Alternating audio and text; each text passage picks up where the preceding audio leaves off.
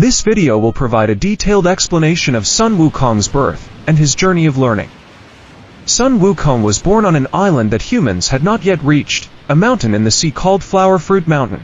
The island features majestic mountains, a perpetual spring climate, and an abundance of animals and plants. This mountain is the origin of 10 continents and 3 immortal islands, Yingzhou, Fangsang, and Pengli. It is said that on these islands, one could encounter immortals who teach the secrets of eternal life. Therefore, Flower Fruit Mountain is a place full of spiritual energy, which allows one to comprehend the workings of the universe and thus become immortal. Before Sun Wukong was born, Flower Fruit Mountain was already inhabited by mystical creatures like the Kylin, Phoenix, and immortal deer. At the peak of Flower Fruit Mountain, there was an immortal stone situated within a magic formation, Bagua, that absorbed the spiritual energy of heaven and earth. After many years of absorbing this energy, the stone cracked, releasing a stone egg. With the final breath of wind, the egg hatched into a monkey, Sun Wukong. His birth emitted a beam of light that shot into the heavens, alarming the leader of the gods. However, upon discovering it was merely a monkey, the god dismissed the event. Sun Wukong was not yet called Sun Wukong. The animals in the mountain, knowing he was born from stone, called him the stone monkey.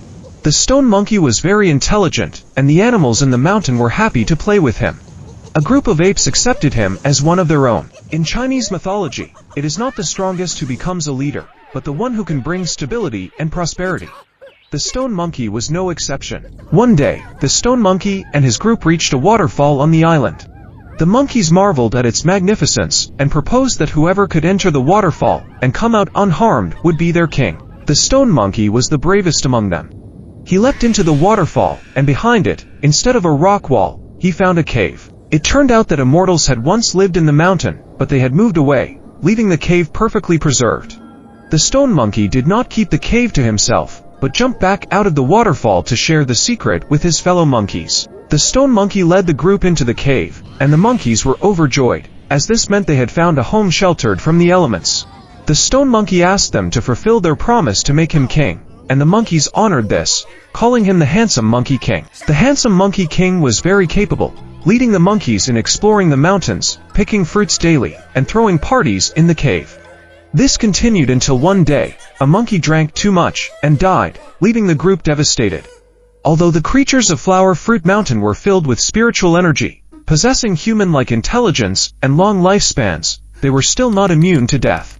A well-informed monkey told the Handsome Monkey King that only 3 types of beings could escape death: Taoist immortals, Buddhist immortals, and, above them, sages, who understood and controlled the laws of the universe. The Handsome Monkey King decided to leave Flower Fruit Mountain to seek out these beings and learn the art of immortality. To evade death, the monkeys were reluctant to see the Handsome Monkey King wolf, and held a grand feast to bid him farewell. The Handsome Monkey King boarded a raft, and fortune favored him as the wind carried him safely to land. His excellent character earned him acceptance among humans.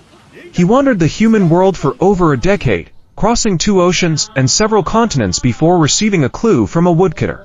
The woodcutter was highly cultured, reciting poetry on par with Shakespeare. The Handsome Monkey King, Sun Wukong, suspected he was an immortal and greeted him. The woodcutter told the Handsome Monkey King that he was not an immortal, and directed him to a nearby sacred mountain, where a residence housed an immortal.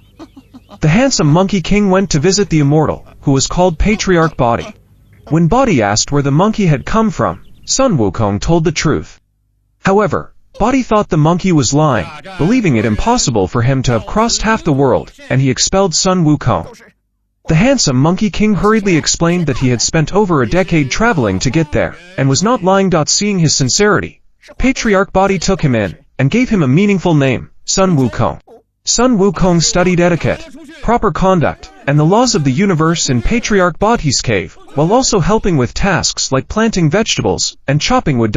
After 7 or 8 years, Patriarch Body, impressed by Sun Wukong's earnestness, decided to teach him some magical arts. Patriarch Body asked Sun Wukong if he wanted to learn divination, statecraft, techniques to extend life, or how to consume elixirs to increase lifespan. Sun Wukong was only interested in immortality, so he dismissed these options as irrelevant. Patriarch Body became angry and struck Sun Wukong with a ruler, while the other disciples scolded him for upsetting their master. In truth, this was a hint from Patriarch Body. Sun Wukong understood the signal and waited in Bodhi's room that night. Patriarch Bodhi was pleased with Sun Wukong's cleverness, and asked if he wanted to learn 36 types of magic or 72 types, both of which could grant immortality. Sun Wukong wanted to learn as much as possible, so he chose the 72 types of magic. That night, Patriarch Bodhi taught Sun Wukong the methods for using the 72 types of magic. Sun Wukong learned quickly and soon mastered the 72 types of magic. His master also taught him the art of cloud somersault, a flying technique particularly suited to Sun Wukong, allowing him to cover 5,400 kilometers with a single somersault.